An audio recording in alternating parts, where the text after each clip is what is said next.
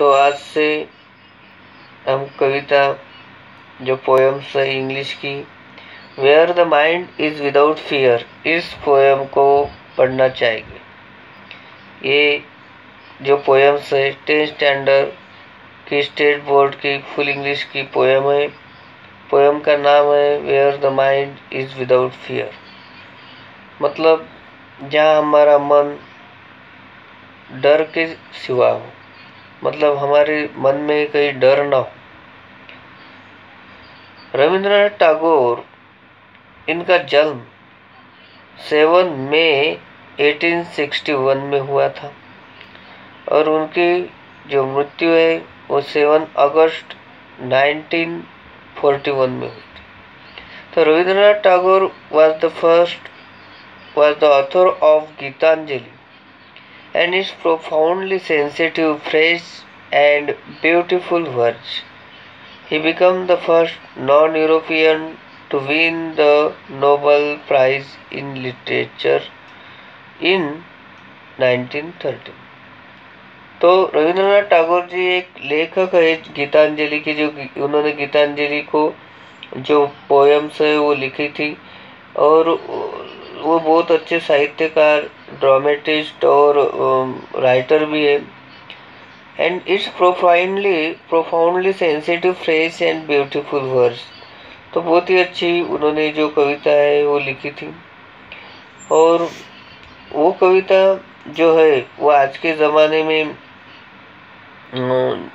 हमें ये बताती है कि किसी भी तरह का भेदभाव हमने नहीं करना चाहिए। He became the first non-European to win the Nobel Prize in the Literature in 1930. वो पहले ऐसे नॉन यूरोपियन व्यक्ति थे, मतलब एशिया के ऐसे व्यक्ति थे जिनको 1930 में साहित्य में नोबेल पारितोषिक उन्होंने जीता था। This poem is one of his vastly and discuss poems। तो ये ऐसी पहली पोएम्स है कि जो ज़्यादा से ज़्यादा लोगों ने इसे पढ़ी और चर्चा की। It was originally composed in Bengali and later he himself translated it into English। तो पहले मूलतः इस कविता को बंगाली भाषा में रविंद्रनाथ टैगोर जी ने कंपोज किया था, बनाया था और बाद में उन्होंने ही खुद उसे इंग्लिश में भाषांतरित किया, ट्रांसलेट किया। This poem is from is Nobel prize winning anthology Gitanjali. तो ये जो कविता है, इस कविता का जो संकलन है नोबेल पारितोषिक विजेता जो पोएम्स है गीतांजलि, इससे ये कविता संकलित की गई है। Tagore lived during the time when India was ruled by the British. Tagore ji ने ये कविता तब लिखी जब अंग्रेज लोगों की जो हुकूमत थी, अंग्रेज लोगों का शासन जब भारत पर था, तब उन्होंने एक कविता को लिखा था। इन दिस पोएम, और इस कविता में बिसाइड पॉलिटिकल फ्रीडम फ्रॉम ब्रिटिशों से हमें राजकीय जो आज़ादी है उसके सिवाय, टैगोर का कहना ये था कि Tagore also appeal to God. Tagore ji भगवान से प्रार्थना करते, अपील करते कि for social, educational and economic freedom for the people of India. Bharat के लोगों को सामाजिक, शैक्षणिक और आर्थिक आज़ादी के लिए वो प्रे कर रहे हैं कि भारतीय लोगों को सामाजिक, शैक्षणिक और आर्थिक आज़ादी मिलनी चाहिए। इसलिए वो क्या कर रहे हैं, तो प्रे कर रहे हैं भगवान से कि भारतीय लोगों को क्या मिलना चाहिए, आर्थिक, सामाजिक और शैक्षणिक जो आज़ादी है वो मिलनी चाहिए। तो ये प्रस्तावना के बाद, इंट्रोडक्शन के बाद हम पोएम के तरफ जाते हैं। पोएम देखते हैं अभी। Where the mind is without fear and the head is held high.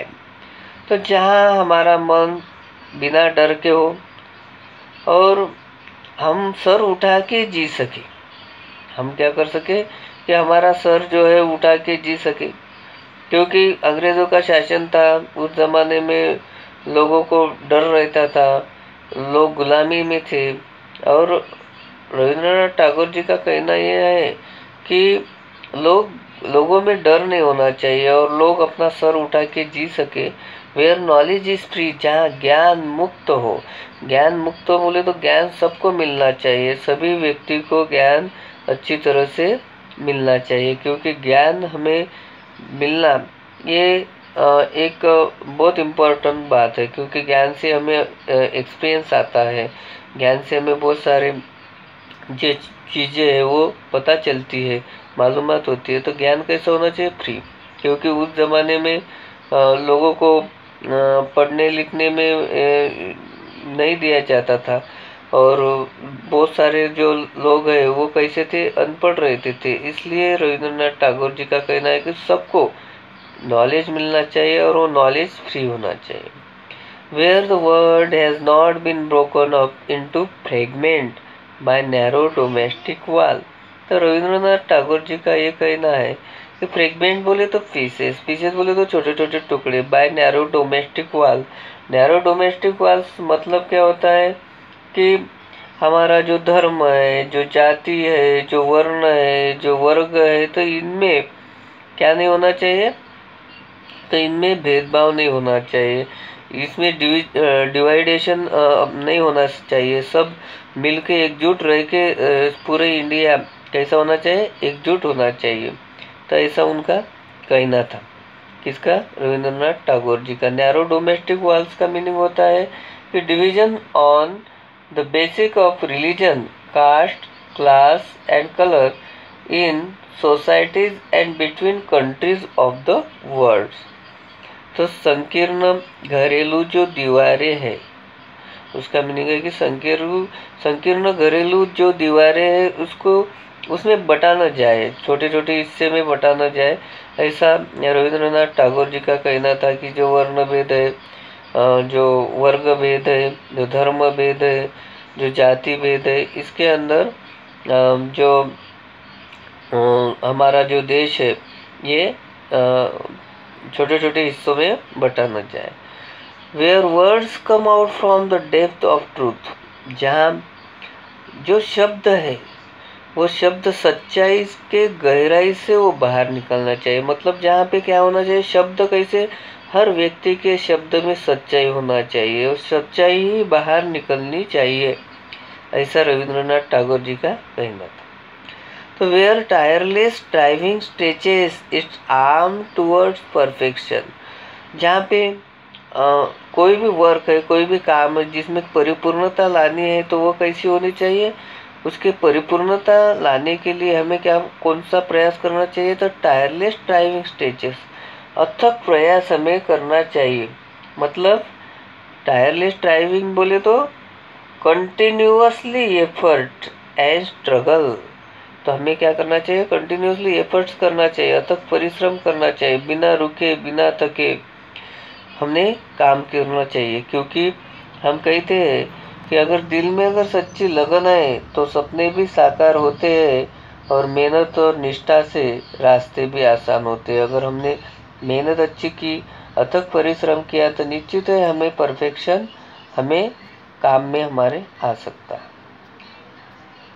अगली लाइन है, where the clear stream of reason has not lost its way into the dreary desert sand of dead habits. तो जो superstitions है समाज के अंदर में, जो अंधश्रद्धा है, जो डेड हैबिट्स है, जो ओल्ड ट्रेडिशनल रिचुअल्स है, तो वो उसे हटा देना चाहिए समाज के अंदर। ये जो है तो ये नहीं होना चाहिए। जैसे कि पुराने ज़माने में जो सती की जो प्रथा थी वो अच्छी नहीं थी, तो ऐसे जो कास्ट जो कस्टम्स है, ऐसे कस्टम्स नहीं होना चाहिए, ऐसे रीति रिवाज नहीं होना चाहिए जो कि डेड हैबिट्स है। तो अच्छे जो राह है उस अच्छे राह पे हमने चलना चाहिए। जो क्लियर है, जो अच्छे हैं, तो ऐसा वे हमने ढूंढना चाहिए। नेक्स्ट लाइन है, where the mind is led forward by thee. तो ये चीज डबल दी, इसका ये ओल्ड इंग्लिश वर्ड है। इसका अर्थ ये होता है यू। यू बोले तो तुम। तो हमारा जो मन है वो नेतृत्व करना चाहिए आगे आके कि हमने जो ऐसे हमारे जो कि बैड हैबिट्स है, जो अच्छे हैबिट्स नहीं है, तो उसको अपन ने क्या करना चाहिए, हटा देना चाहिए, जो समाज के लिए घातक है। Into ever winding thoughts and actions, तो हमारा जो हमारे जो विचार है, हमारे जो कृति है, वो कैसी होना चाहिए, तो बहुत ही वाइंडिंग होना चाहिए, मतलब बहुत हमारे अच्छे विचार होना चाहिए। अच्छे विचारों से क्या होगा, अच्छी कृति होना चाहिए, अच्छे जो वर्ड्स है वो अच्छे होना चाहिए, अच्छी एक्शंस हमारे होना चाहिए, कार्य हमारे होने चाहिए, कृति हमारी होना चाहिए।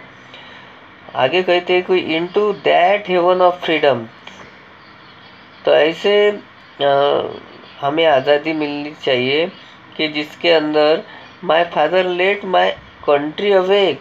रविंद्रनाथ टैगोर जी यहाँ पे जो माय फादर जो वर्ड्स है, तो इसको माय फादर बोले तो माय गॉड, ऐसा उन्होंने बताया है कि हे भगवान, मेरे देश के लोगों को, मेरे देश को तुम जगाओ। काय के लिए कि जो अगर मेरा देश अच्छे राह पे चलेगा, अच्छे विचार रखेगी, अच्छे कृति करेंगे, तो मेरे देश में भी क्या होगा, ऐसी आज़ादी दो कि जैसे स्वर्ग जैसा मेरा देश बनेगा। मतलब स्वर्ग जैसा फ्रीडम हमें मिलना चाहिए कि एक स्वर्ग ही यहाँ पे स्थापित होगा, जैसा कि लोग अच्छे रहेंगे, भेदभाव नहीं रहेगा। तो यहाँ क्या होगा कि जैसा कि स्वर्ग बसा है, जिसको कहते हैं कि जन्नत, तो ऐसा जन्नत जैसी आज़ादी ही हमारे पृथ्वी पे, हमारे भारत में होगी।